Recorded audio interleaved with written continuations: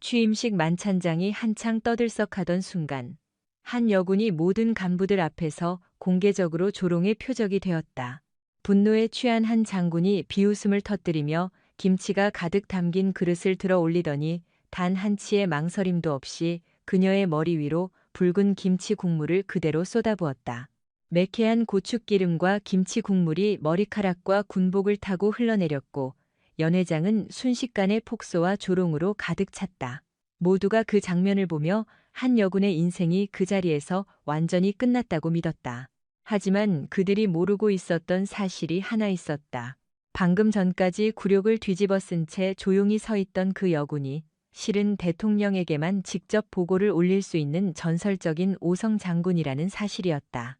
그녀의 한마디는 무너졌던 군인의 자존심을 다시 일으켜 세웠. 다음 이야기가 궁금하시다면 지금 바로 채널 구독해주세요. 이 영상을 어디서 보고 계신가요? 무료로 할 수 있는 소중한 응원, 더 좋은 이야기로 보답하겠습니다. 갑작스럽고 불쾌한 소음이 터지며 시뻘건 국물이 검은 머리카락 위로 무자비하게 쏟아져 내렸다. 고급 식당 안을 가득 채웠던 시끄러운 아부의 말소리는 눈 깜짝할 사이에 쥐죽은 듯 조용해졌다. 모든 사람들의 시선이 중앙에서 일어난 이 기가 막힌 참상을 향해 꽂혔다. 그 한가운데는 박시연 중령이 단 한치의 미동도 없이 꼿꼿하게 서 있었다. 단정하게 정돈된 머리카락과 주름이 잡힌 군복 표면 위로 시뻘건 고추기름과 음식물 찌꺼기가 덕지덕지 붙어 계속 흘러내렸다. 그녀의 발밑에는 모욕적인 이 상황을 보여주듯 붉은 물이 점차 고이고 있었다. 이 미친 만행을 저지른 가해자 오태석 준장은 빈 그릇을 탁자에 툭 던지며 아주 비열하게 미소 지었다. 그는 우월감에 흠뻑 취해 수치심으로 괴로워할 상대를 거만하게 내려다보았다. 박중령 따위가 겁도 없이 나대며 기어오르는 꼴을 완벽히 참교육해주는 것이 우리 군수사령부의 환영 인사다. 그의 조롱이 끝나자마자 주변에 늘어선 부하들은 마치 미리 짠 것처럼 다 같이 역겨운 웃음을 터뜨렸다. 하지만 그들은 꿈에도 몰랐다. 지금 토해내는 기쁨의 웃음소리가 머지않아 다가올 자신들의 처참한 제삿날을 알리는 진혼곡이 될 줄은 완전히 놓치고 있었다. 앞에 버티는 여자의 차가운 시선을 박시연은 미동조차 보이지 않았다. 그녀의 눈동자는 억압받는 뻔한 패배자의 모습과는 거리가 멀었다. 눈빛 안에는 분노나 억울함은 물론이고 수치심조차 아예 없었다. 그 시선은 매우 천천히 그리고 끔찍할 정도로 차갑게 식어가고 있었다. 마치 세상 모든 것을 꽁꽁 얼려버릴 듯한 극한의 북극 눈빛이었다. 오태석은 정말 멍청했다. 이 짧은 찰나에 그녀의 머릿속에서 얼마나 소름 돋고 무서운 복수극 대본이 완성되어 가고 있는지. 그녀의 차가운 이성은 방금 당한 치욕을 완벽히 되갚아줄 처벌 계획을 인공지능처럼 오차 없이 짜맞추는 중이었다. 당장 달려들어 놈을 죽여버리는 것보다 훨씬 지독한 파멸의 길을 골랐다. 3일 후 열릴 오태석의 소장 진급식 날. 인생에서 제일 빛나야 할 그 뜻깊은 자리를 모든 군 생활을 나락으로 밀어버리는 가장 끔찍한 장례식장으로 바꿔버릴 것이라는 사실을 저 바보는 전혀 예상하지 못했다. 방금 쓰레기를 쏟아부은 상대방이 그저 융통성 없는 일개 중령 나부랭이가 아니라는 것을, 저 여성이 실은 국가 최고 권력자 VIP에게 직접 보고를 올리는 살아있는 전설이자 역사상 단 한 명뿐인 오성 장군이라는 무서운 사실을 말이다. 파멸을 향한 타이머는 벌써 작동하고 있었다. 시간을 거슬러 몇 주 전 국방부 청사내의 제일 깊숙한 장소. 바깥쪽 설계도에는 아예 나오지도 않는 단 한 사람만을 위한 숨겨진 업무구역. 이 공간의 주인은 창군 이래 최초이자 최후의 원수인 박시연이었다. 그녀는 책상에 살짝 기댄 채로 다음 달 장군 진급 대상자들의 서류를 꼼꼼하게 검토하고 있는 중이었다. 책상 중앙에는 수많은 보고서들 대신 딱 한 남자의 이름표가 붙어있는 서류철 하나만 외롭게 올려져 있었다. 준장, 오태석, 소장, 진급, 유력. 글자로만 평가한다면 오태석 준장은 흠잡을 곳이 아예 없는 참된 군인이었다. 명문 사관학교 출신, 화려한 전방 지휘관 경력. 게다가 윗선의 압도적인 밀어주기까지 그의 승진길에 걸림돌이 될 만한 요소는 전혀 없어 보이기만 했다. 하지만 박시연의 날카로운 눈썰미는 그 화려한 이력서 뒤편에 숨겨진 더러운 구멍들을 완벽히 파악해냈다. 그녀의 손가락이 오태석의 재산 변동 기록이 적혀 있는 종이 위를 톡톡 쳤다. 평생 군대에만 처박혀 있던 인간이 강남 한복판에 수십억대 건물을 가지고 있다. 부모한테 받은 재산이나 특출난 재테크 실력도 없는데 오로지 월급만 모아서 이런 큰 돈을 쓸어 담는다는 건 절대 불가능하지. 그녀는 무표정하게 다음 장을 넘겼다. 오태석이 지휘했던 하위 부대들의 물자 조달 기록과 폐기 처분 내역서가 보였다. 서류상으로는 어떤 문제점도 발견할 수 없을 만큼 깨끗했다. 하지만 그녀의 야생동물 같은 감각은 그 완벽함 뒤에서 썩어 문드러진 부정부패의 지독한 냄새를 정확하게 맡고 있었다. 너무나도 티가 없이 깨끗해서 오히려 더 의심스러운 장부들. 전문 회계사가 아주 작정하고 돈 세탁을 마친 듯한 모습이었다. 군수사령부란 막대한 예산과 군수물자가 한 곳으로 모이는 최상의 꿀단지. 쓰레기들이 비리를 저지르기에 이보다 더 완벽한 무대는 없겠지. 그녀의 입술에서 차가운 독백이 조용히 흘러나왔다. 박시연은 한평생 흙바닥을 기어다닌 험한 야전 출신이었으나 그녀를 군대 최고봉인 원수 자리에 오르게 한 것은 단순한 전투력 때문만이 아니었다. 그녀는 전쟁 상황뿐만 아니라 거대한 조직 뒤에서 벌어지는 치열한 정치질과 돈의 흐름을 단번에 꿰뚫어보는 소름 돋는 통찰력을 가졌다. 그녀의 눈에 오태석은 훌륭한 장군이 아니라 나라의 안보를 팔아먹고 피를 빠는 더러운 벌레에 지나지 않았다.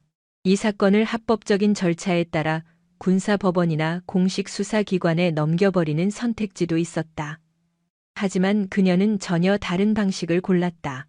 오태석을 뒤에서 조종하는 세력이 감히 상상도 못할 정도로 군 지휘부를 꽉 잡고 있을 것이 확실했다. 섣부르게 수사망을 좁혔다가는 꼬리 자르기로 끝나버리거나 오히려 반격을 당할 가능성이 무척 높았다. 마침내 그녀는 아주 중대한 결심을 굳혔다.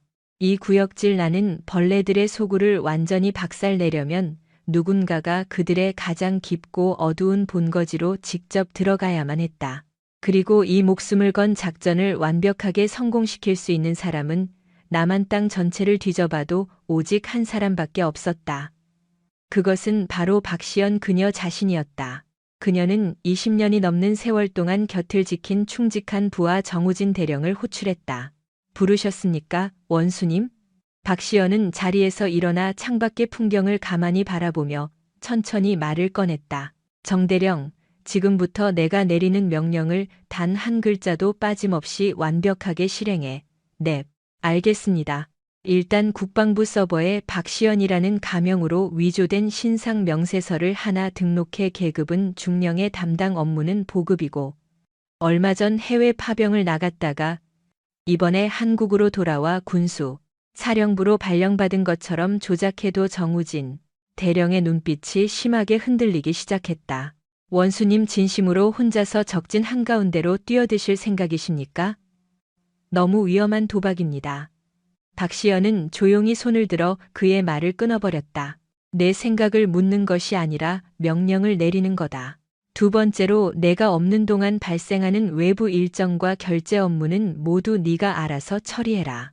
내가 대한민국의 최고 사령관이라는 사실은 대통령과 너 단 두 사람을 빼고는 세상 모든 사람들의 기억 속에서 영원히 지워져야만 한다. 그녀는 집무실 벽 쪽에 은밀하게 마련된 비밀방으로 걸어 들어갔다.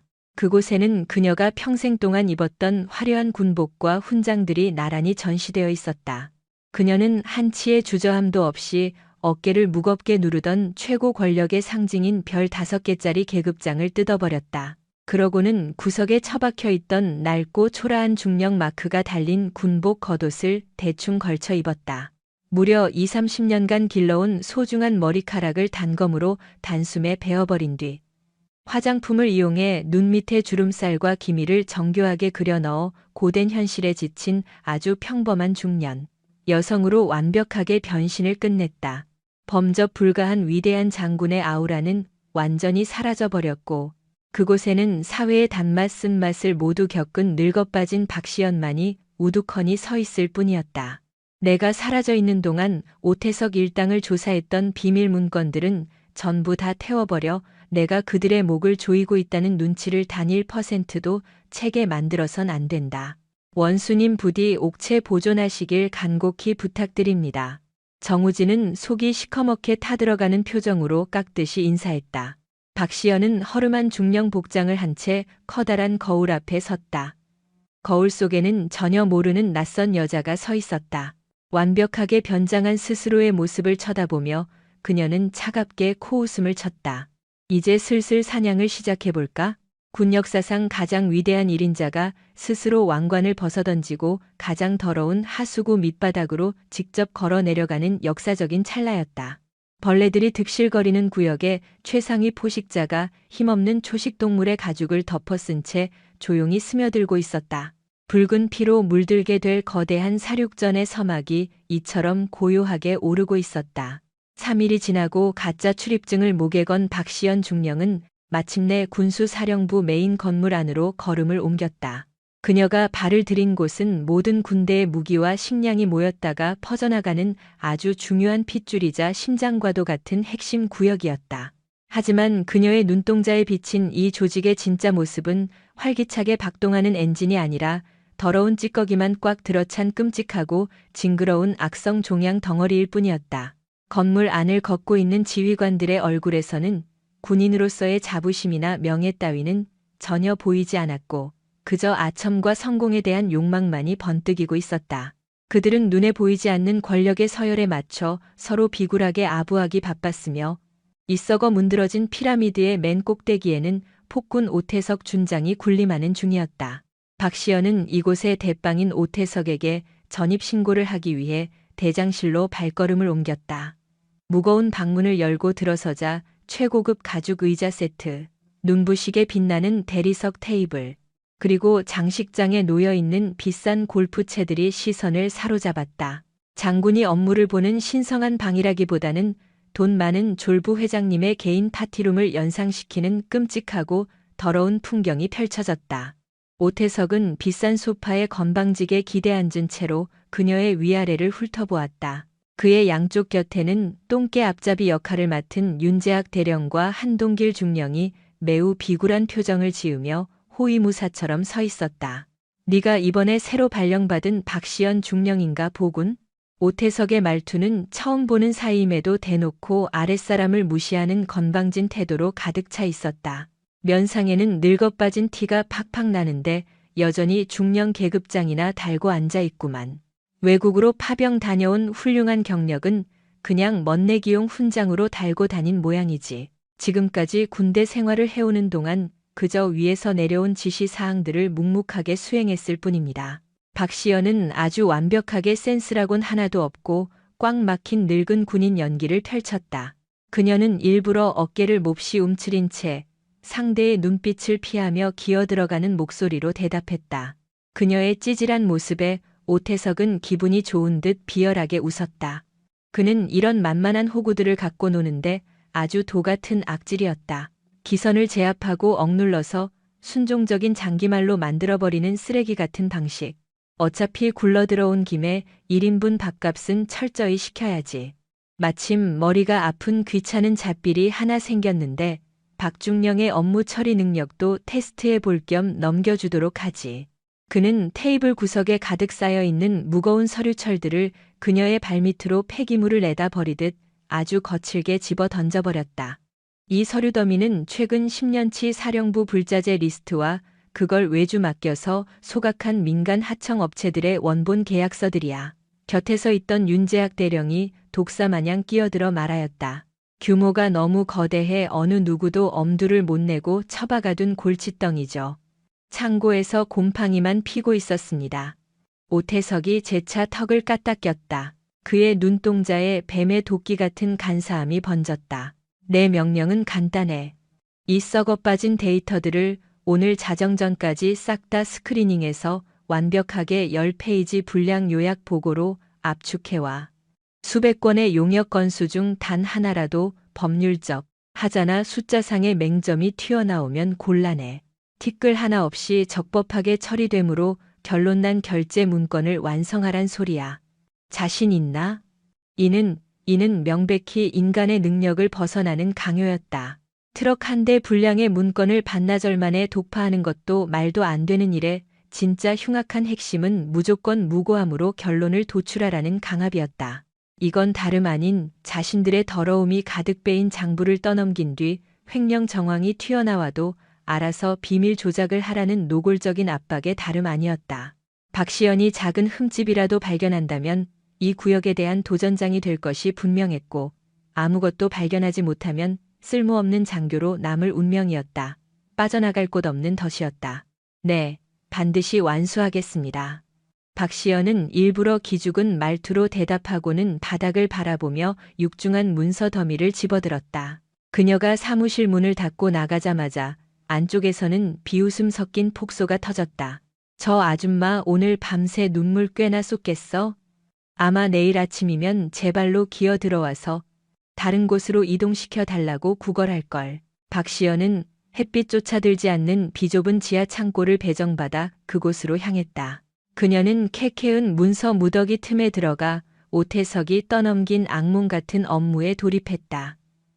그러나 그들의 짐작은 아주 멋지게 틀렸다. 박시연은 그저 그런 평범한 간부가 아니었던 것이다.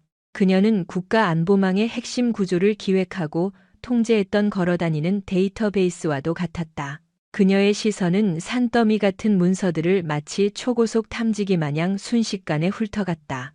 그녀의 머릿속은 얽히고 서린 재무표와 거래처 서류의 맹점들을 한 번에 파악하고 해석해 치우고 있었다. 박시연의 시야에 오태석이 쌓아 올린 제국의 추악한 뒷면들이 뚜렷하게 잡히기 시작했다. 가상의 페이퍼 컴퍼니와 맺은 폐기물 수거 계약, 시장가보다 20배 가까이 뻥튀기 된 물품 납품서, 그리고 멀쩡한 기기들을 고장난 것처럼 위장의 불법으로 반출한 정황들까지 비리는 그녀가 짐작했던 것보다 훨씬 더 견고하고 세밀하게 얽혀 있었다. 모든 불법 행위의 끝부분에는 오태석과 그 하수인들의 결제인이 찍혀 있었다. 그녀는 마음만 먹으면 이 모든 사실을 비리 문건으로 바꿀 수 있었다. 하지만 아직은 칼을 빼들 타이밍이 아니었다. 그녀는 오태석의 입맛에 딱 맞게 흠잡을 곳 전혀 없는 서류를 엮어나갔다. 다만 그 속에는 오로지 자신과 자신의 신복만이 해독할 수 있는 교묘한 암호 문구를 숨겨놓았다. 각 페이지에 첫 단어들을 이어붙이면 부패한 소굴, 소탕 작전 돌입이라는 문장이 만들어지는 방식이었다. 이튿날 아침 밤샘 작업으로 창백해진 몰골을 한 박시연은 오태석의 집무실 문을 다시 두드렸다. 그녀는 그의 테이블 위에 깔끔하게 5장으로 압축한 결제 서류를 내밀었다. 오태석은 몹시 의심하는 시선으로 서류를 살폈다.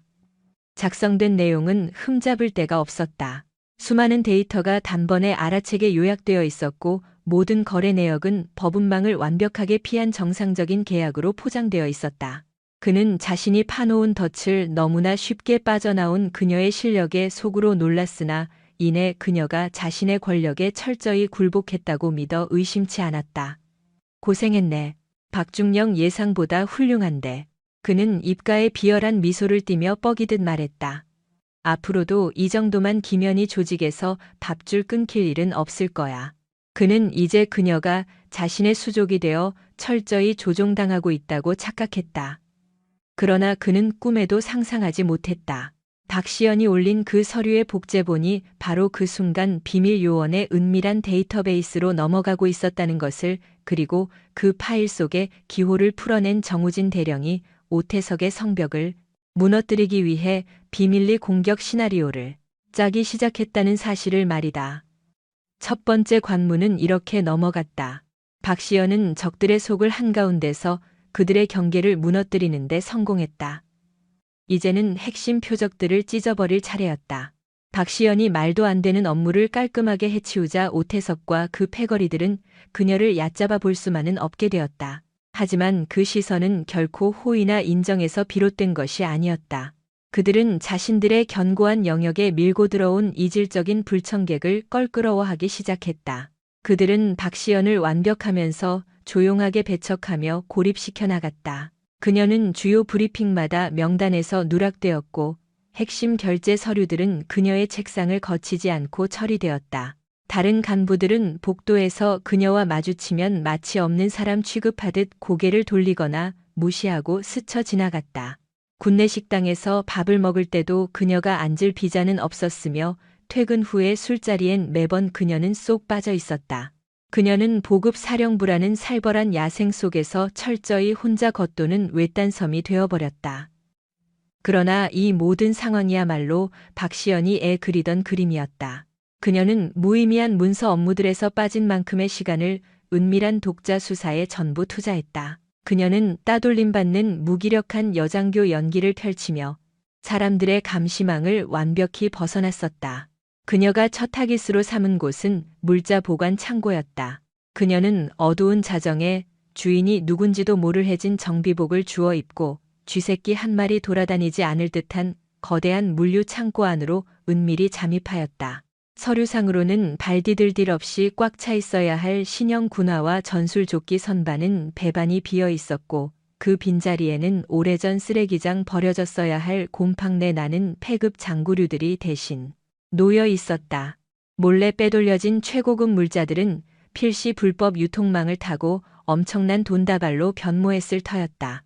그녀는 단추 모양의 소형캠을 이용해 이 모든 참상을 남김없이 카메라로 촬영해놨다. 다음으로 겨눈 관역은 인사권 남용 범죄였다. 보급 사령부는 군 내부에서도 가장 탐욕을 부리는 노른자위 부서였기에 이곳으로 발령을 받으려면 무자비한 뇌물 싸움 벌여야만 했다. 그런데 유달리 오태석의 측근 중에는 실력이나 실적과 무관하게 너무나 프리패스로 이 자리를 꿰 인물들이 수두룩했다. 그녀는 그들의 과거 이력을 추적하기 시작했다. 그녀는 분쇄기 밥이 된 종이 쪼가리들을 조심스레 전부 짜맞추어냈고 서버 한 구석에 지워진 채 남아있던 로그인 로그를 살려냈다. 그리하여 마침내 오태석이 핵심 인사 과장과 남몰래 미래를 즐기고 있으며 그 만남마다 막대한 뇌물들이 오갔단 증거를 찾아냈다. 승진과 알짜배기 자리를 미끼로 더러운 돈 돌아가는 엄청난 먹이 사슬.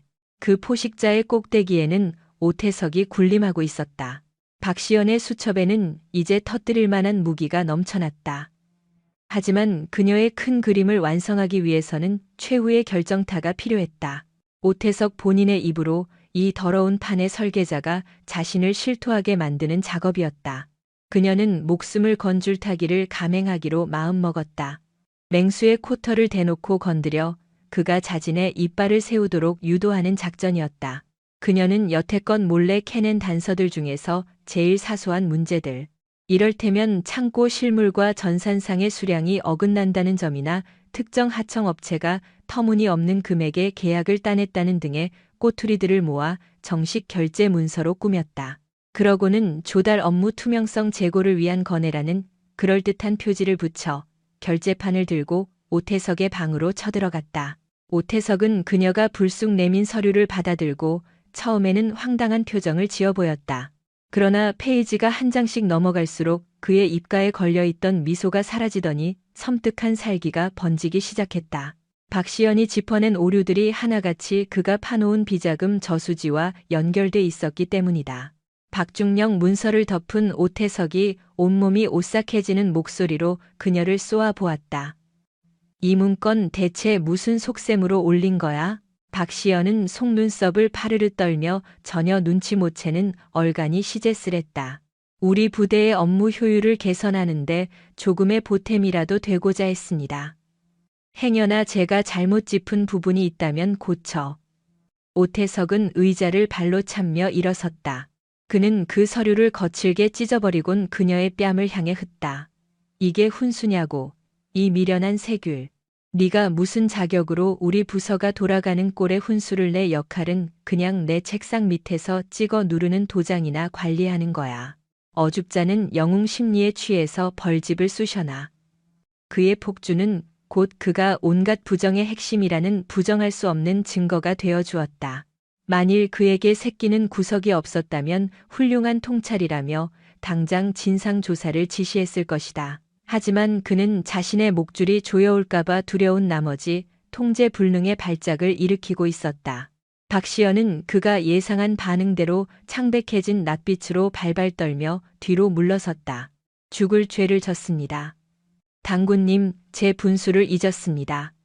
앞으로 2번 다시 이런 짓은. 오태석은 거친 손나귀로 그녀의 옷깃을 잡아채었다. 그의 안광에는 독한 살기가 서려 있었다. 2번 다시라는 기회는 주지 않아. 박시연, 똑똑히 들어도 넌 분수에 넘치게 나댔어. 여기선 눈먼 장님으로 사는 게 생존 법칙이야. 역겨운 오지압으로 온갖 데 들쑤시고 다니지 마. 내 비위를 한 번만 더 거슬리게 했다간 그날로 옷 벗는 수준이 아니라 내 숨통을 손수 박살 내어 줄 테니. 뼈에 새겨 그는 그녀를 바닥으로 짜증스럽게 밀쳐버렸다. 박시연은 차가운 타일 위에 나군채 겁먹은 눈동자로 그를 올려다 보았다. 아카데미 상급의 열연이었다. 그녀는 다리가 풀린 척 비척거리며 집무실 문을 열고 나갔다. 긴 복도를 빠져나가자마자 그녀의 굳은 표정이 거짓말듯 사라졌다. 그녀의 입술 위로는 덫에 걸린 먹잇감을 내려다보는 포식자의 간담 서늘한 웃음이 지어지었다. 마지막 남은 빈칸마저 채워졌다. 이제 해야 할 일은 쌓아둔 패를 세상에 까집어 던지고 저 기고만장한 괴물을 왕좌에서 끌어내리는 일뿐이었다.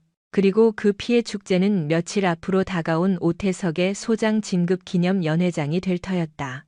제일 빛나는 영광의 순간을 가장 처참한 지옥으로 밀어버릴 타이밍 견고했던 철옹성에 마침내 적적 갈라지는 소리가 나기 시작했다. 시주 바늘은 다시 폭풍전의 현재로 되감긴다. 보급 사령부의 최고급 VIP 식당은 오태석 준장의 소장 영전을 기리기 위해 모여든 고위급 인사들로 바글바글 거렸었다. 눈부신 샹들리에 불빛 아래로 최고급 샴페인과 호화로운 요리가 세팅된 테이블이 용처럼 길게 뻗어져 있었다. 그 연회장은 군인의 긍지를 나누는 신성한 곳이 아니라 실세의 바지가를 잡고 출세의 동화줄을 잡아보려는 탐욕이 득실거리는 지옥도나 마찬가지였었다. 그날 밤의 1인자인 오태석은 사방에서 쏟아지는 달콤한 아첨들을 들이마시며 거만하게 턱을 지켜들고 웃어댔다. 그는 마침내 소원하던 투스타 배지를 달고 부대의 권력이 집중되는 핵심 보직을 꿰게 된 것이다. 당장 그의 대로를 가로막을 걸림돌 따위는 아무것도 없는 듯했다. 그럼에도 불구하고 그의 뇌리 한쪽에는 이상이 정신을 파는 불편함이 응어리져 있었다. 바로 박시연 중령이라는 뾰족한 가시 때문이었다. 며칠 전 자신의 아킬레스건을 찔러댔던 기한서 소동 이후 오태석은 그녀의 일거수일투족을 완벽히 감시시켰다. 그는 박시연이 자신의 서슬퍼런 의름장에도 불구하고 여전히 구린내를 맡고 돌아다닌다는 사실을 본능으로 알아채고 있었다. 그녀의 번뜩이는 안광 의미심장한 입담, 그녀가 뿜어내는 공기 자체가 그의 마음을 불쾌하게 조염해왔다. 그녀는 단순히 정의감에 도취된 철없는 폭로자가 아니었기 때문이다.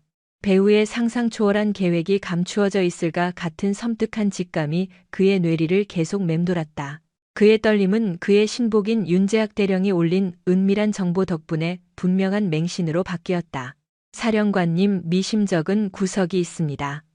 윤 대령이 오태석의 귀가에 은밀히 귀했다. 박시연 중령의 예전 인사 문건을 이리저리 파헤쳐봐도 파병 이력이나 과거 복무 기록을 전혀 찾을 길이 없습니다. 마치 그림자처럼 공기 중에 확 튀어나온 존재 같습니다. 오태석의 양미관이 깊게 패였다. 그게 대체로 뭔 소리란 건가? 국방부 서버에 정식 열람을 시도했으나 그녀의 자료는 최상위 보안 등급으로 묶여 있어 접근이 완벽 차단되었습니다. 고작 연관급의 서류가 1급 비밀이라는 것은 어불성설입니다. 이는 틀림없이 배우의 누군가가 고의로 그녀의 정체를 숨겨주고 있다는 증거입니다.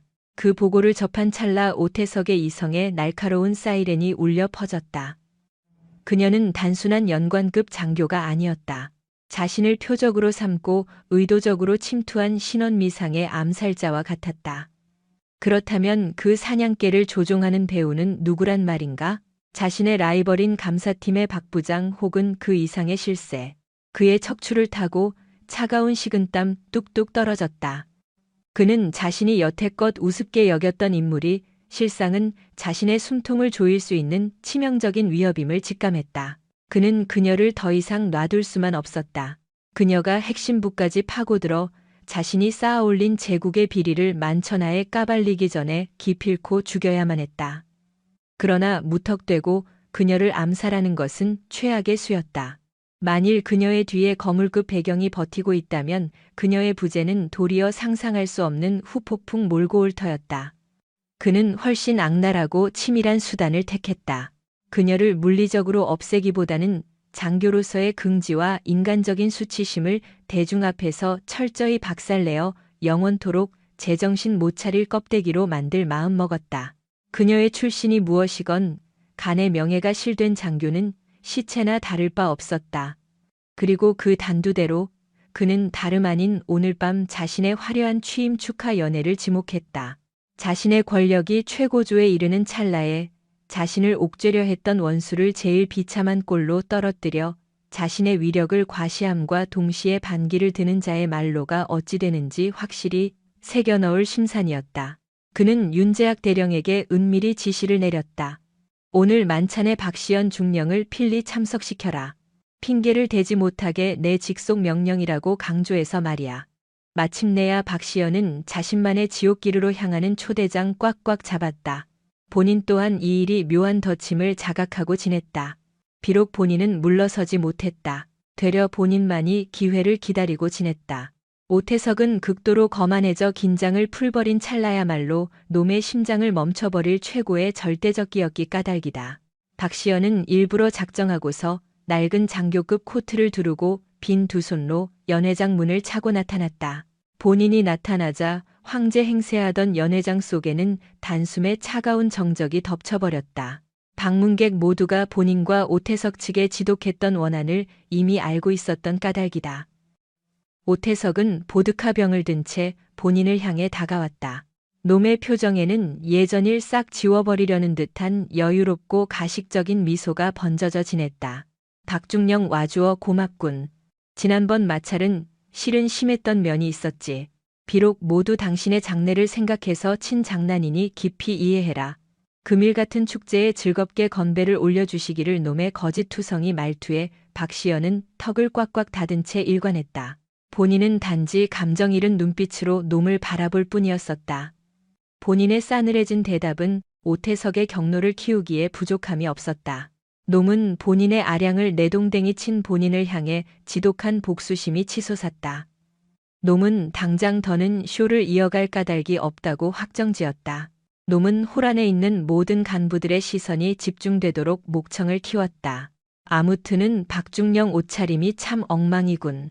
금일 같은 화려한 날에 외딴진 창고에나 처박혀 있던 낡은 코트를 두르고 나타나다니. 여자 간부는 장교에 앞서 숙녀라고들 하던데 자기 미모를 가꿀 줄도 아셔야지. 그러니까 나이 먹도록 혼인도 못하고 영관급 끄트머리에서 헐떡이는 꼴이 아닌가? 놈의 모욕적인 발언에 여기저기서 비웃는 소리가 터져나왔다. 마침내 사형의 무대가 열리는 순간이었다. 온갖 상황이 오태석의 잔혹한 계획대로 동시에 박시연의 완벽하디 반격 시나리오대로 톱니처럼 돌아가고 지냈다. 그리하여서 나이가 되도록 결혼도 못하고 장교급 끝에서 썩어 문드러지는 것 아니겠어? 오태석 맹장의 조소 섞인 호통이 화려하디 공간을 꽉꽉 채웠다. 놈의 막말은 전혀 가벼운 농담의 소리가 아니었다. 그 일은 박시연이란 인간의 생애 전부와 간부로서 본인이 쌓아온 자존심을 대중 앞에서 잔혹히 찌르는 날카로운 단검이었다. 놈의 수하들은 기대했다는 듯 승냥떼처럼 달려들어 그 헛소리에 맞장구를 쳤다. 총사령관 탁월하신 말씀입니다. 여간부가 장군 진급을 하려면 실무 실력보다 미모와 아부가 필수적인 법이지요. 윤재학 중령이 음흉한 말투로 비위를 맞췄다. 박중령께서도 일찍이 저의 총사령관 밑으로 들어오셨다면 이토록 처참하게 나이 먹지는 않으셨을 겁니다. 참 아쉽군네요. 박동현 소령이 비웃는 듯한 목소리로 비열하게 단검을 찔렀다. 놈들의 저속한 폭언이 동서남북에서 쏟아지며 본인의 심장에 총알처럼 박혔다. 그러함도 박시연은 일절의 망설임도 보이지 못했다. 본인은 남의 일인 양지루한 삼류 공연을 구경하는 구경꾼처럼 차분한 표정으로 놈들을 쳐다봤다. 본인의 무대응은 놈들의 거만함을 끝장까지 몰아붙이는 기폭제가 되고 말았다. 오태석은 본인의 저런 태도를 본인을 향한 소리 없는 저항으로 받아들였다. 놈은 사태의 끝장을 구경껏 풍성하게 끝내어 버리려 결심 내렸다. 놈은 가까운 테이블 얹힌 최고급의 진 와인이 가득한 큰 술병을 덜컥 집어들었다. 붉은 소스가 뚝뚝 넘치는 보기 좋게 익은 포도주다. 박중령 놈이 소리쳤다. 당신이 내 영전을 기리러 찾아온 건지 파티장을 부수려 온 건진 알 수 없으나 실은 베푸는 아량마저 밀어내진 말길 바라네. 놈은 와인 병들을 본인의 눈앞 끝까지 바짝 밀어냈다. 참, 실은 특별히 내리는 포도주다. 이걸 마셔버리고 내 무릎 아래 굴복을 맹세한다면 예전에 예의 없던 짓거리들을 몽땅 눈 감아주지. 좋은가? 내 자비가. 그 일은 확실한 강제 항복의 협박이었다. 무수한 방문객들 앞에서 본인에게 엎드려 굴복하라는 잔혹한 협박이나 다름없었다. 박시연은 놈이 준 술병과 놈의 낯짝을 번갈아 쳐다봤다. 마침내 엄청 고요하면서도 연회장의 모두가 선명히 청취할 수 있을 만큼 뚜렷한 말투로 말문을 챘다. 오준장. 본인은 결국엔 놈의 두 눈을 마주치며 쏘아붙였다. 나는 악마가 던져주는 쓰레긴 가지지 않아. 찰나의 찰나 연회장 전체의 공기가 차갑게 굳어버렸다. 괴물. 본인은 이 웅장한 왕국의 통치자를 만인이 지켜보는 한가운 한낱 돼지들로 깎아내렸다. 그 일은 결코 용서받을 수 없는 직접적인 반역 선언이었다. 오태석의 표정에서 지어낸 미소기가 사라졌다. 놈의 눈, 코, 입술은 분노로써 뻘겋게 물들었고 두 눈에는 살기가 서렸다. 이 미쳐간 년이 갈 때까지 결국엔 놈의 인내심이 바닥을 드러냈다. 놈은 더 이상의 대화를 버려뒀다. 오직 야만적인 행동으로 응답할 뿐이었다. 놈은 쥐고 있던 와인병들을 박시연의 머리 위에 무자비하게 쏟아부었다. 헛갈라지는 듯한 비명과 함께 새빨간 포도 무더기가 본인의 머리 위로 왈칵 쏟아졌다. 독한 포도 과즙이 섞여버린 걸쭉한 소스가 본인의 머릿결을 적시며 표정을 덮쳤다.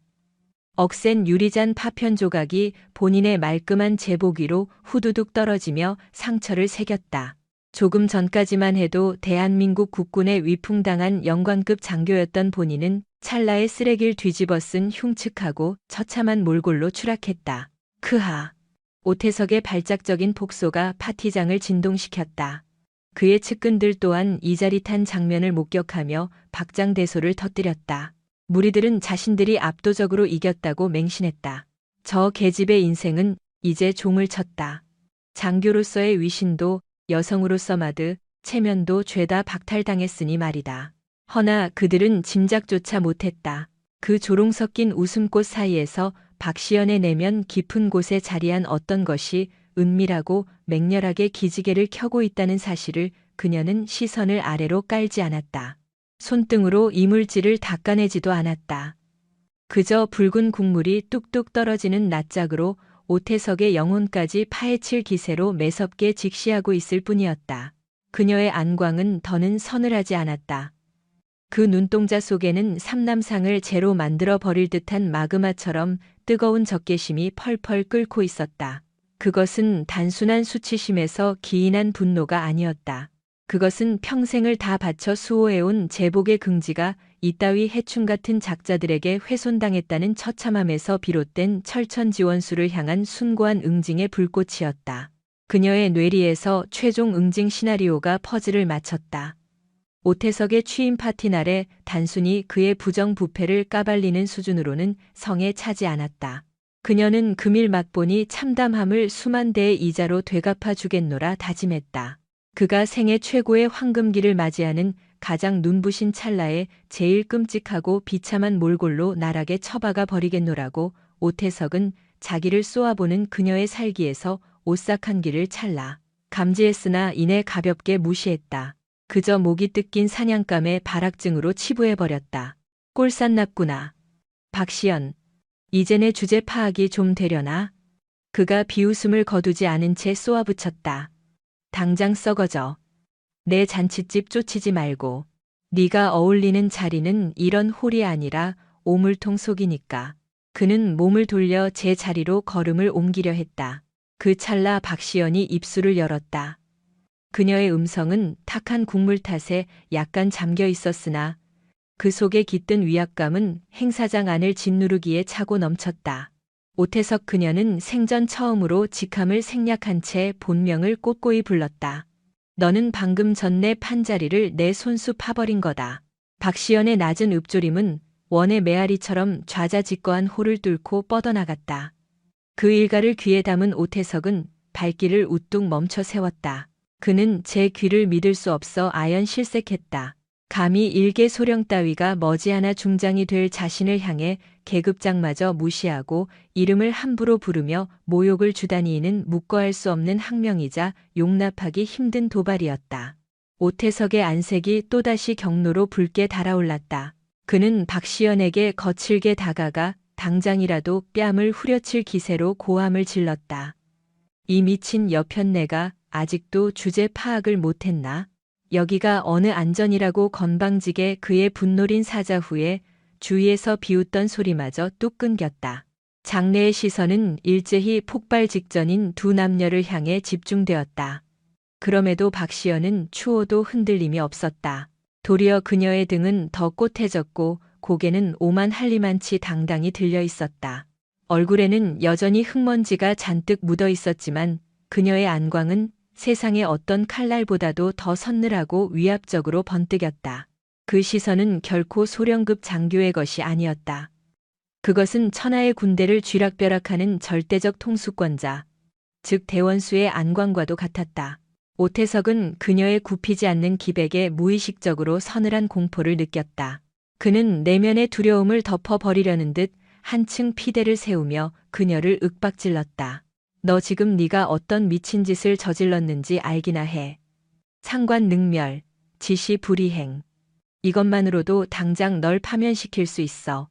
아니 파면으로 끝낼 줄 알아. 지금 당장 내 직속 부서장을 1위로 호출해서 네가 저지른 만행을 낱낱이 보고하도록 만들어주지.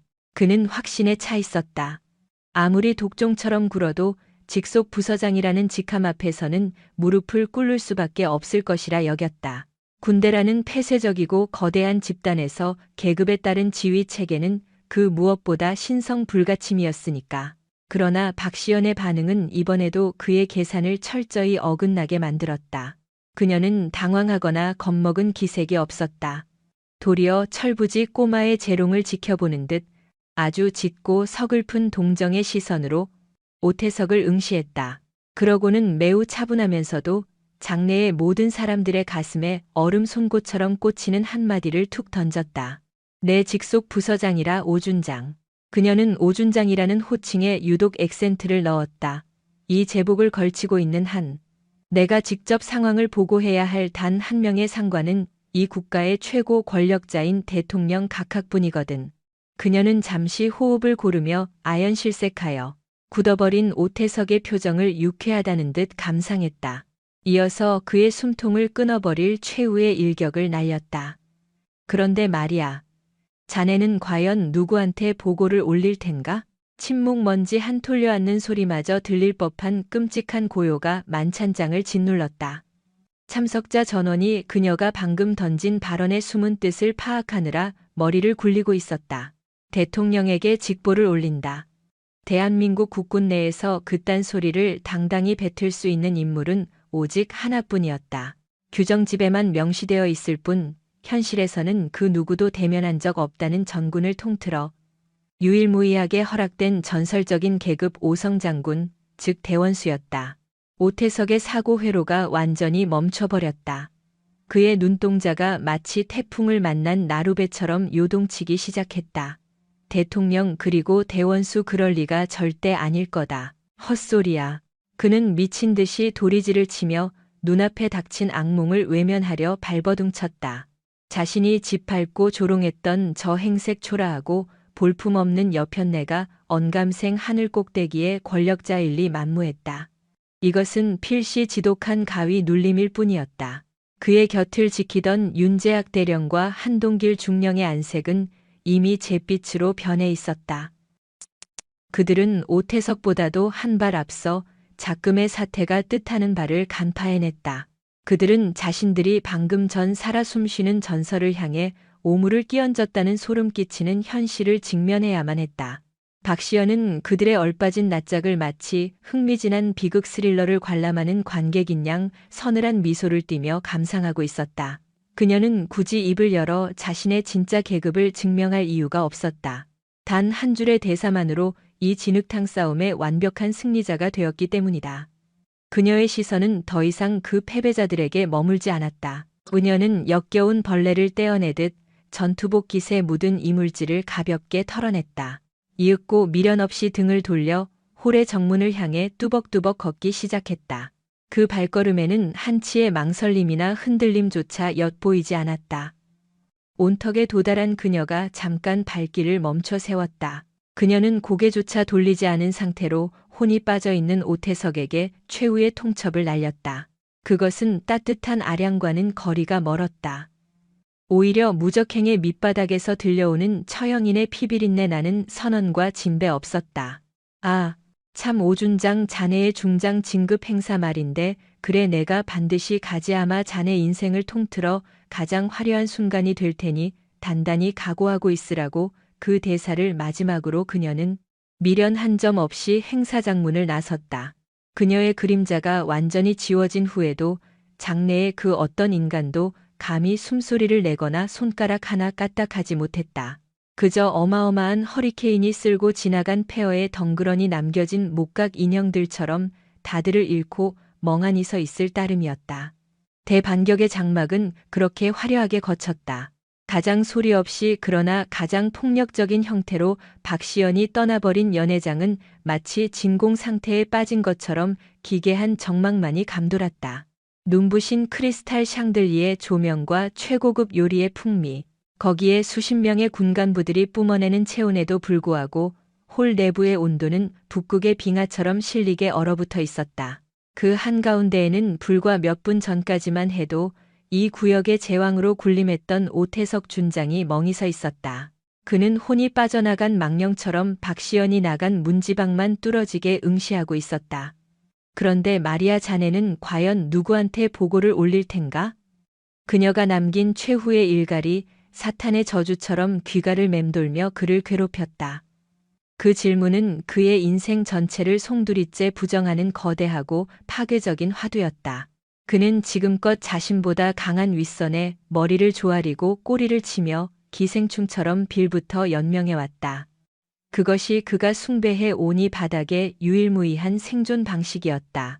하지만 그 약육강식의 먹이 사슬을 가장 꼭대기에 앉아있는 절대자 그 어떤 이의 눈치도 볼 필요가 없는 신적인 존재가 만약 현실에 실제하는 것이라면 그의 뇌리에서는 걷잡을 수 없는 혼돈과 억측들이 폭풍처럼 몰아치고 있었다. 아니야. 헛소리 집어치워. 오성 장군은 교범에나 나오는 상징적인 자리잖아. 현실에 있을 리가 없다고. 그는 어떻게든 눈앞의 파국을 부정하려 발악했다. 맞아. 저 미친 여편네가 구석에 몰리니까 마지막 발악으로 아무 말이나 짓거린 거야. 내가 지의 짐작으로 쫄아붙은 것뿐이라고. 그는 억지로 요동치는 심장을 억누르며 평정심을 되찾으려 애였다. 그는 다급히 사방을 훑어보았다. 본인을 향해 내리꽂히는 수많은 간부들의 시선. 그 속에는 과거 같은 아부나 맹목적인 따름은 자취를 감춘 지 오래였다. 대신 그 빈자리에는 극심한 혼란과 의심 그리고 옅은 비웃음이 스멀스멀 피어오르고 있었다. 그는 방금 수많은 부하들이 지켜보는 한복판에서 듣도 보도 못한 여성에게 철저하게 짓밟히고 심한 모욕을 당한 꼴이었다. 그의 두려움에 불씨를 지핀 것은 다름 아닌 신복 윤재학 대령의 얼굴이었다. 윤 대령은 혈색이 싹 가신 얼굴로 쉼없이 식은땀을 빼고 있었다. 그는 오태석의 가장 으뜸 신복인 동시에 무척 교활하고 눈치가 빠른 여우 같은 인간이었다. 그는 오태석보다 일찍 현재의 사태가 가벼운 소동으로 안 끝날 것을 속으로 무의식스레 짐작하고 있었다. 장군님. 윤 대령이 마른 잎이 떨듯 떨리는 음성으로 말을 뗐다. 설마 진짜로 방금 그 박시연이라는 여성이 닥치라고 오태석이 발작하듯 소리를 내질렀다. 너마저 당장 저 넋이 나간 아줌마의 망상에 비위 맞출 작정이야?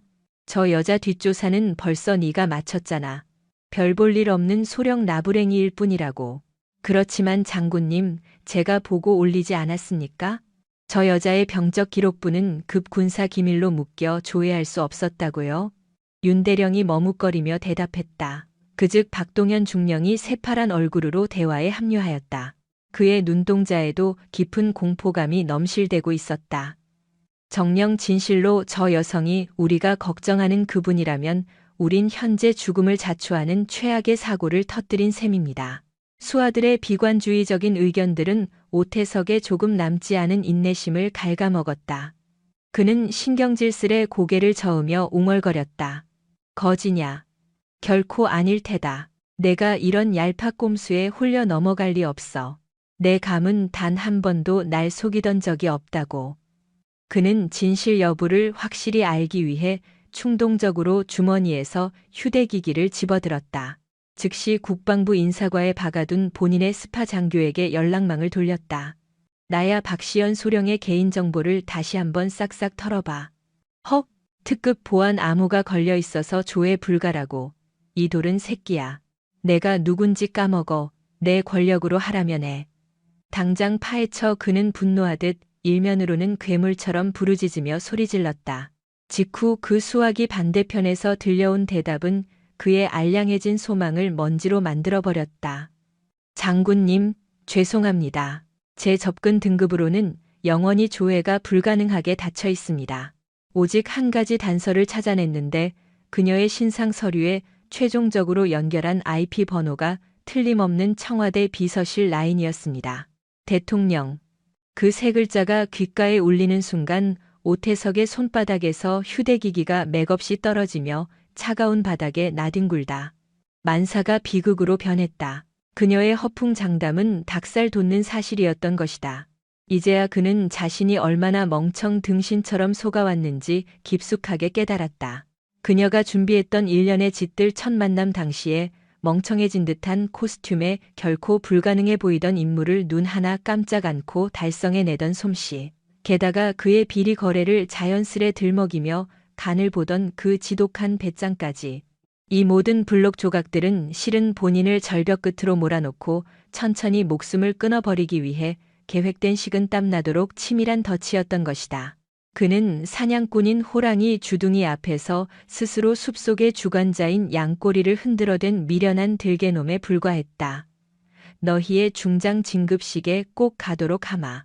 그녀가 남긴 끝자락 대사가 흡사 사형장의 톱날 소리처럼 귓가를 맴돌았다. 그녀는 왜 때문 그 순간 당장 본인을 해임시키지 않았을까? 어떤 속셈으로 기어 진급 축제 날짜까지 시간을 주겠다고 맹세한 것일까? 그 끔찍한 속내를 눈치챈 순간 오태석은 막연한 공포감을 넘어 차라리 자살하는 편이 낫겠다고 여겨질 만큼 아득해진 나락의 뚝으로 추락했다. 그녀는 그에게 깨끗하고 평온한 죽음을 내릴 마음이 조금도 없었던 것이다. 그녀는 그가 본인의 인생길에서 제일 찬란한 빛을 발했다고 오만하는 바로 그 순간에 허다한 손님들이 쳐다보는 단상 위에서 제일 참혹하고 치욕스러운 모습으로 그를 영구적으로 파괴할 작정이었다. 그의 찬란한 승진 파티를 잔인한 지옥으로 뒤바꿔 버리겠다는 그녀의 선고는 절대 뻥카가 아니었던 것이다. 허듯 드디어 오태석의 목통에서 다쳐버린 길고양이 비명 같은 고함이 터져나왔다. 그는 광인처럼 머리카락 쥐어뜯으며 대리석 철퍼덕 주저앉아버렸다. 임원으로서의 자존심이나 체면 따위는 박살 나버린 지 오래였다. 그곳에는 몰락의 그림자를 체감하고 낙엽사귀처럼 떠는 초라한 곤충 한 마리만이 나굴고 있었다. 그 비참하고도 볼품없는 파멸의 현장을 입 닫고 지켜보던 그의 부하들은 바닷물 빠져나가듯 살금살금 그의 근처에서 멀어지기 시작했다. 그들은 이제껏 오태석이라는 침몰하는 배에 붙어있을 등신들이 아니었다. 그들은 현재의 커다란 회오리밤 속에서 무슨 수단으로 생존해낼지 계산기치기 시작한 비정한 이기주의자들에 불과했다. 박시연은 단 한 자루의 칼이나 단 한 명의 부하도 부려먹지 않았다. 그녀는 오로지 본인의 지위와 짧은 세 마디만으로 철옹성벽 같았던 기회주의자의 국가를 그 한가운데서부터 완벽하게 부숴버리고 있었다. 참된 힘이라는 이토록 조용하면서도 잔인할 만큼 압도적인 법이었다. 2달가량 지난 뒤 국방부 대회의실에서는 오태석 준장의 소장 취임식이 열리고 있었다. 그날 밤의 굴욕스러운 일 이후 오태석은 시체나루럼 지냈다.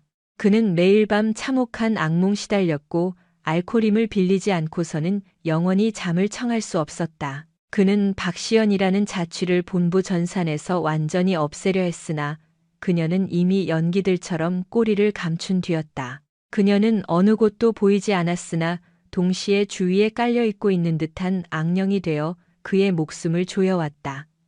그러나마 그의 진급은 예정대로 강행되었다. 그의 등 뒤를 밀어주는 장막 속 거물 세력의 끈은 무척 튼튼했다. 그는 이번 취임식이야말로 본인이 무사하며 본인의 조직이 탄탄함을 입증할 마지막 무대라고 믿었다. 그는 억지로 불안함을 억누르며 자기적인 미소를 띤 채 무대 위로 올라갔다.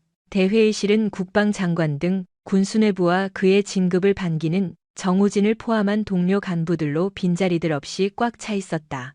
웅장한 군악대의 선율이 울려 퍼지고 식을 주도하는 대위가 엄숙한 목소리로 취임식의 시작을 선언했다. 지금부터 영광스러운 대한민국 육군 오태석 준장의 소장 취임식을 시작하겠습니다. 화려한 박수 소리가 대회의실을 꽉꽉 채웠다. 합참의장이 직접 새 배지인 투스타 표식장을 오태석의 양팔에 매달아 주려고 그를 향해 다가갔다. 오태석의 인생에서 제일 화려한 순간이자 그가 죽도록도 원해왔던 영광의 정점이었다. 바로 그 순간이었다. 퍽 대회의실의 거대한 철문이 흡사 로켓을 맞은 듯 무시한 파열음과 함께 확짝 열려졌다.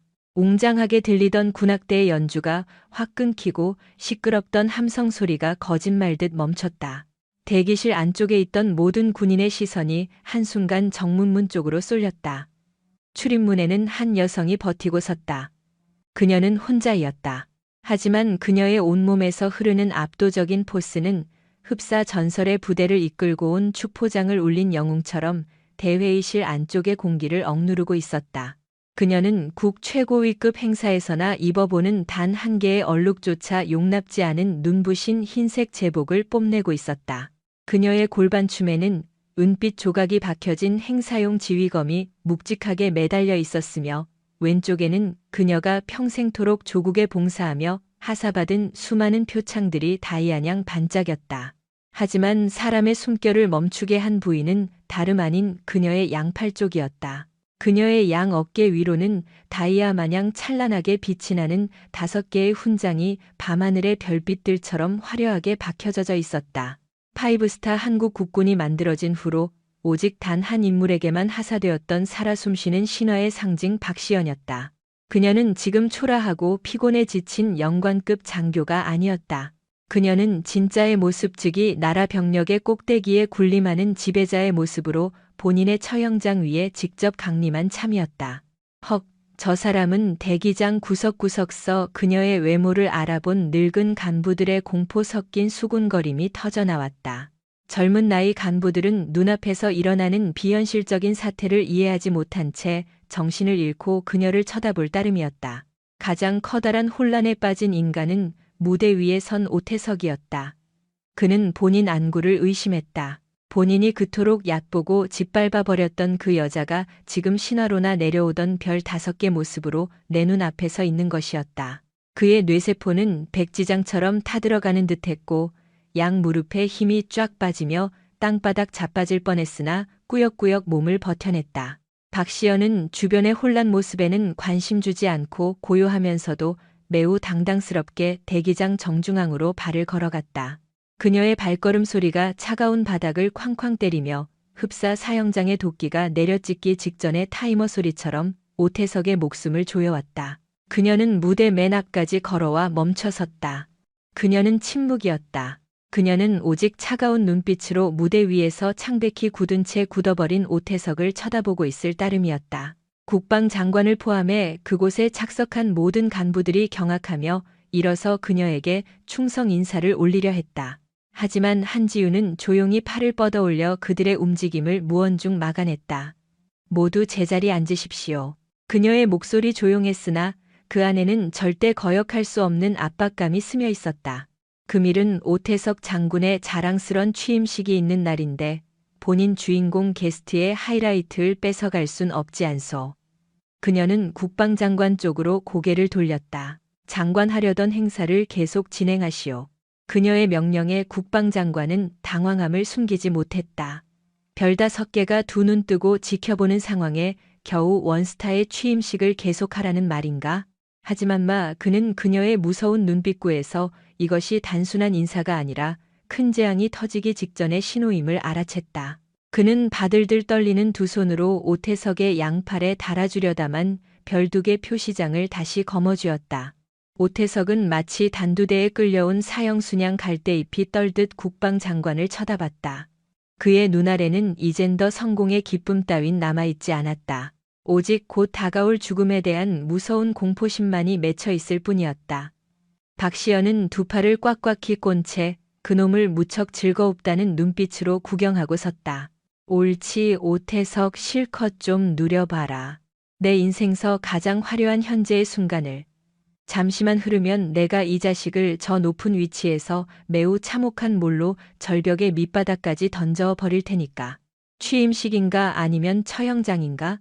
한국나라 군대 창설 이래 가장 잔인하고도 가장 통쾌한 복수의 쇼타임, 그런 방법으로 문을 열고 있었다.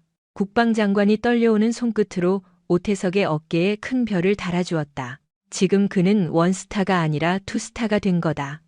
이론적으로는 그의 군생활 시절 중 최고의 순간이어야 옳았다. 하지만 회의실 안의 분위기 파티 분위기가 아니라 시체실에 그것처럼 차가워져 있었다. 주변의 전체 시선은 무대 아래서 두 팔을 꼰 채 그를 째려보는 유일한 거물 한지훈 별 5개에게 박혀 있었다. 표시장 달아주기 끝이 나고 진행하는 대위가 다음 순서를 말하려던 순간이었다. 문득 한지훈의 조용하고 무거운 목소리 대기실 안 내부에 울려 퍼졌다. 그녀는 느긋해진 걸음으로 무대 위를 향해 걸어갔다. 그녀가 한 걸음씩 위로 발을 올릴 때마다 오태석은 마치 악마가 숨을 막아오는 듯한 압박감에 기절할 것 같았다. 한지훈은 오태석의 옆쪽에 바짝 붙어섰다.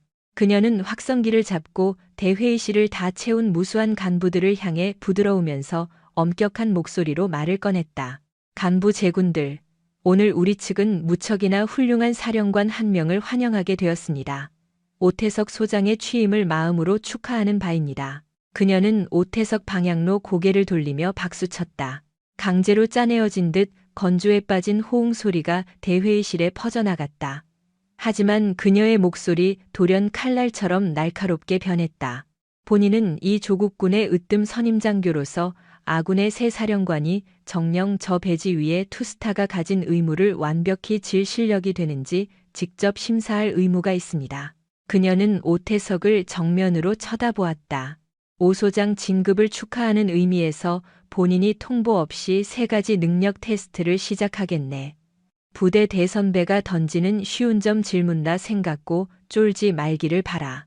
말로 넣는 쉬운 점 질문나 던졌지만 그녀의 눈빛은 내 놈의 뒤질 날은 바로 오늘이다라고 판결하고 있었다.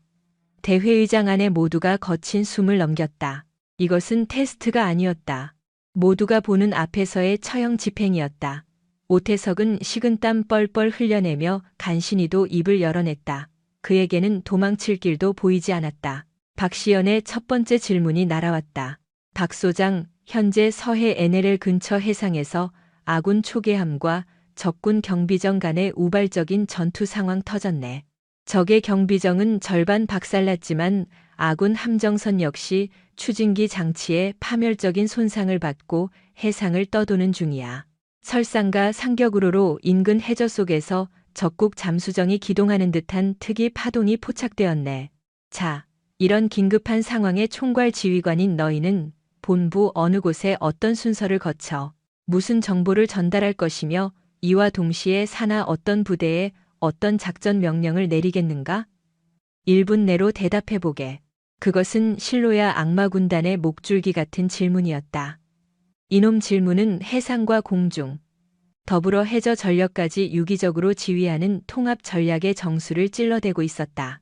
비주류 출신 오태석, 게다가 평생토록 물자 사무실에만 틀어박혀 지냈던 이놈이 감히 대답 꺼낼 수 있는 수준급의 퀴즈가 아니었다.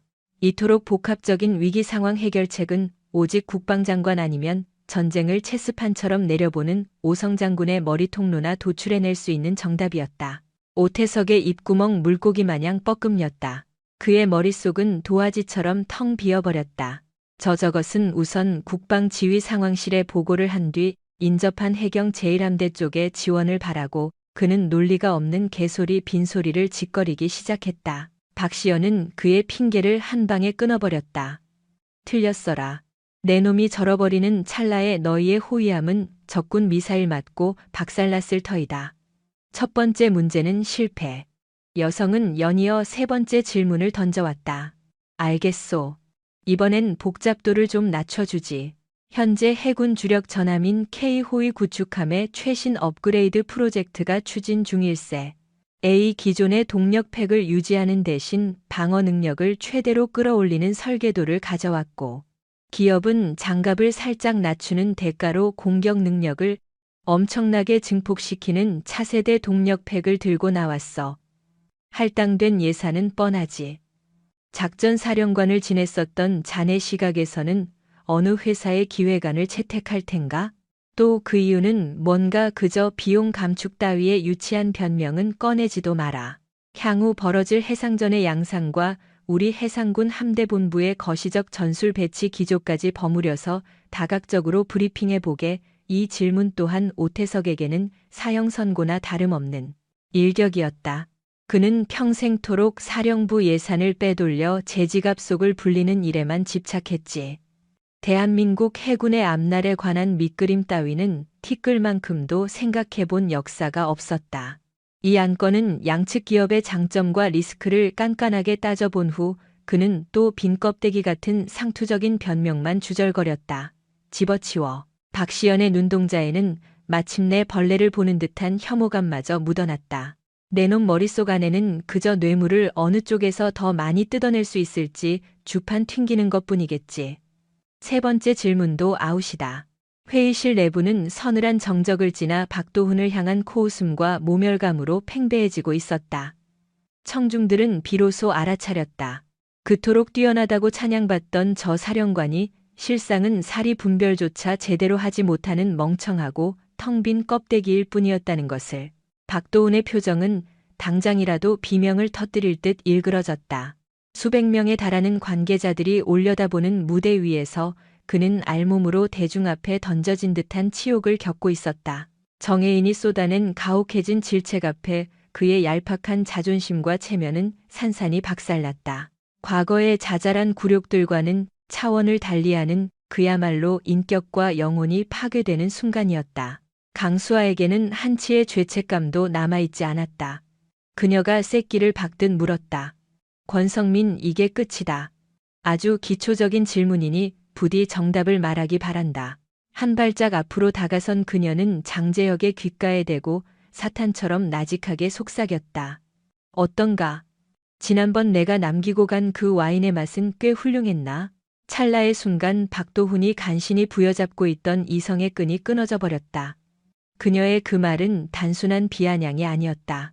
권성민의 내면을 철저히 짓밟아 버리기 위해 준비된 가장 잔혹한 최후의 일격이었다. 그 문장이 귀에 꽂히자 권성민은 완전히 이성을 상실했다. 이 악몽 같은 상황을 엎어버려야 한다는 폭력적인 충동만이 그의 머리를 온통 집어삼키고 있었다. 으악! 박도훈은 짐승처럼 울부짖으며 정혜인을 향해 몸을 던졌다. 그녀를 이 강단 밑으로 밀어버림으로써 지금의 끔찍한 치욕을 덮어버리고자 했다. 하지만 실전 경험으로 뼈가 굵은 정혜인에게 그의 어설픈 반격이 통할 리 만무했다. 정혜인은 날아오는 발길을 유연하게 흘려보낸 뒤 즉각 그의 손목을 비틀어 바닥으로 처박아 버렸다. 끔찍한 비명음이 울리며 장재혁이 무대 바닥에 흉하게 고꾸라졌다. 어깨에 힘을 주던 거만한 장군의 형상은 사라진 지 오래였고 그저 광기에 사로잡혀 들개처럼 울부짖는 초라한 패배자만이 뒹굴고 있었다. 회의실 내부는 순식간에 아수라장로 변했다. 대기 중이던 경찰대가 다급히 무대로 난입해 박도훈의 팔을 꺾어버렸고를 지켜보던 합참 의장의 안색은 하얗게 질려버렸다. 기념일 장교 임명식에서 임명 예정자가 고위급 인사에게 물리적 폭력을 가하려고 한 전대미문의 사태가 터지고야만 바닥에 엎드려 죄인처럼 구는 박도훈을 정혜인은 차가운 눈빛으로 응시했다. 이내 그녀가 다시 마이크를 쥐자 장내의 소란을 단번에 짓누르는 거대한 위험이 실린 음성이 터져나왔다. 모두 적잖이 놀라셨을 거라고 생각합니다. 하지만 방금 일어난 폭동이야말로 새롭게 소장이 된 권성민의 형편없는 위기 대처 능력을 보여줍니다. 정혜인의 어조에는 차가운 비웃음 묻어났다. 본인의 비리가 발각되었다고 눈이 뒤집혀 상급자에게 흉기를 날립니다. 이런 놈이 어찌 수많은 부하들의 목숨을 짊어질 장군의 그릇이라 불릴 수 있겠습니까? 정혜인이 무대 한켠에서 대기하던 비서 이준석 대령을 향해 손으로 신호를 보냈다. 명령을 받은 이 대령은 즉각 랩톱을 조작하여 핵심 화면을 스크린에 띄웠다. 지금 박도훈이 지난 수개월 동안 조용히 작성해온 추악하고도 놀라운 비리 보고서를 보여드리죠. 방금 벌어진 해프닝보다 그의 참모습을 훨씬 더 확실하게 까발려줄 증거물입니다. 명령이 떨어짐과 동시에 실내 조명이 일제히 소등되었고 정면의 대형 스크린만이 번쩍이며 켜졌다. 화면에 띄워진 첫 이미지는 마치 거미줄같이 얽히고 서린 뇌물 인물들의 연결망이었다. 한가운데 박힌 권성민의 이름을 시작으로 수많은 선들이 국방부, 수뇌부, 군수품 업자들, 나아가 재계 인사들에게까지 문어발처럼 이어져 있었다. 박도훈이 오랜 세월 은밀하게 엮어낸 더러운 권력형 비리 생태계가 낱낱이 드러난 것이다. 회의실이 충격으로 술렁거렸다. 스크린에 이름이 노출된 연루자들의 안색은 순식간에 죽은 시체처럼 창백해졌다. 이어진 사진은 정혜인이 몰래 잠입해 찍어온 보급 창고의 어두운 내부 모습이었다. 신형 무기가 있어야 할 공간은 텅 비어 있었고 대신 썩은 내가 진동하는 낡은 쓰레기만이 가득 쌓여 있었다. 군대 보급품을 빼돌렸다는 빼도 박도 못할 증거 사진이었다. 보시는 바와 같이 권성민은 국민의 세금으로 마련된 최신 장비를 밀매해 사리 사욕을 채웠습니다. 정작 최전방 장병들에게는 곰팡이 핀 낡은 옷 고장난 무기를 쥐어주며 사지로 등을 떠밀었죠. 연이어 슬라이드가 넘어갔다. 스크린에는 그들이 가명으로 관리하던 비밀 계좌들과 해외로 빼돌린 현금 이체 내역이 빼곡히 떠올랐다. 권성민 일당이 얼마나 엄청난 규모의 세금을 도둑질해왔는지 보여주는 정확한 장부였다. 이 치밀한 자금 세탁이 권성민의 횡령 범죄 수준을 대변합니다. 국방 예산을 제비상금 돈처럼 꺼내 쓴 셈이죠. 정혜인은 이내 마지막 일격을 날렸다. 스크린에는 얼마 전 임태경 중장과 장재혁이 나눴던 소름 돋는 통화 녹취록이 선명한 자막글과 함께 흘러나왔다. 그딴 걸 왜 지금까지 처리하지 않은 거야. 당장 입을 막아버려. 그리고 내일부터는 알아듣기 힘들게 재활 쓰레기로 명칭을 통일하라고 했잖아. 두 사람의 추악고 끔찍한 살인 모의가 회의장에 있던 수백 명의 귓가를 잔인하게 때렸다. 발표가 마무리되자 내부는 무덤 같은 고요 속으로 가라앉았다. 극심한 충격감을 지나 밑바닥까지 드러난 인간의 비열함에 질려버린 이들이 만들어낸 숨막힐 것 같은 정적이었다.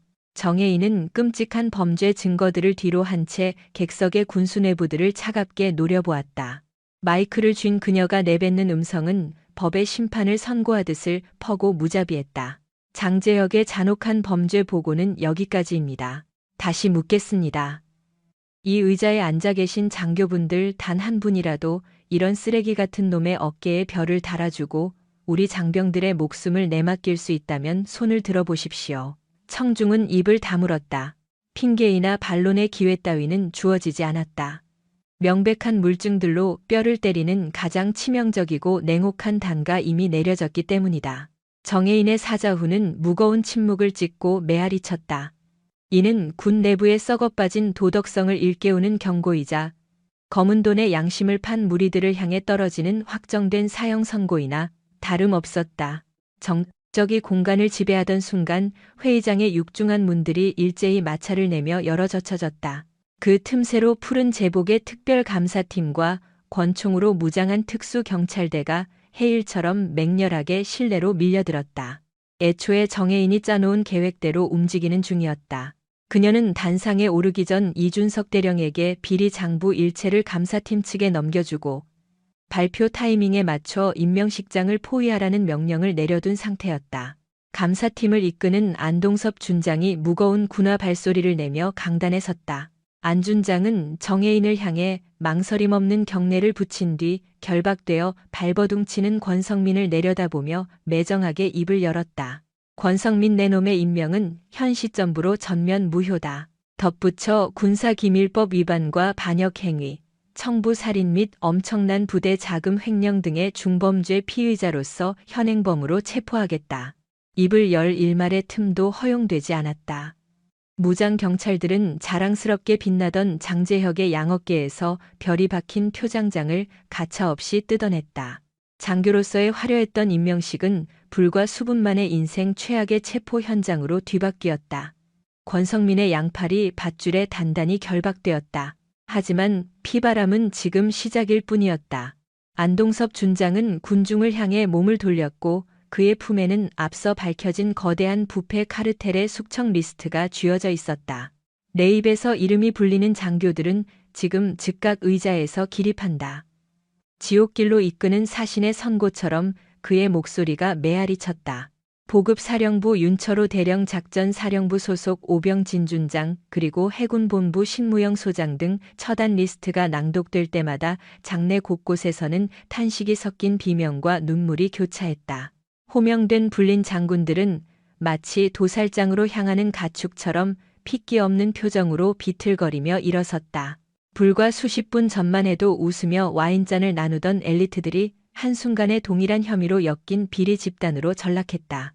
경찰들은 가차없게 그들의 양팔을 꺾어버리고 대중이 지켜보는 가운데 은빛 표장장을 박탈하며 체포를 집행했다. 아나무인의 권력을 휘두르며 군림하던 그들의 위세는 이토록 단숨결에 잿더미가 되었다.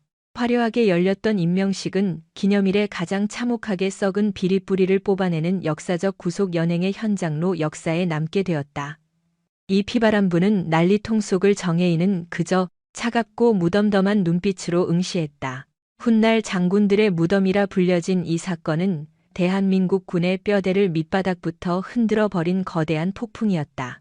사건 직후 정혜인을 필두로 한군 부패 척결위원회가 즉시 출범되었으며 경찰단은 전무후무 대규모 수사팀을 꾸려냈다.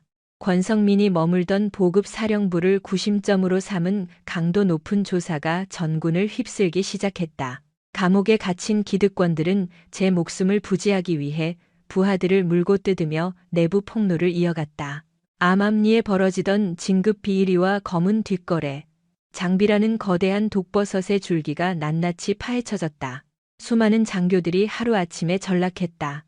불명예 제대는 약과였고 줄줄이 포승줄을 차고 구치소로 이송되었다. 그간 군의 고열을 빨아먹으며 누려왔던 사치스러운 삶은 철저하게 붕괴되었다. 최종적인 의미와 교훈은 다음과 같습니다. 겉으로 보이는 계급이 낮다고 해서 사람의 가치까지 낮은 것은 아니다. 누군가를 함부로 짓밟는 순간 파멸의 시작은 이미 조용히 움직이기 시작한다. 진짜 강한 자는 소리치지 않는다.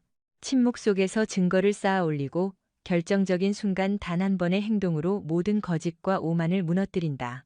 그리고 썩은 권력은 언제나 그렇듯 가장 화려한 순간에 가장 처참한 몰락을 맞이하게 된다.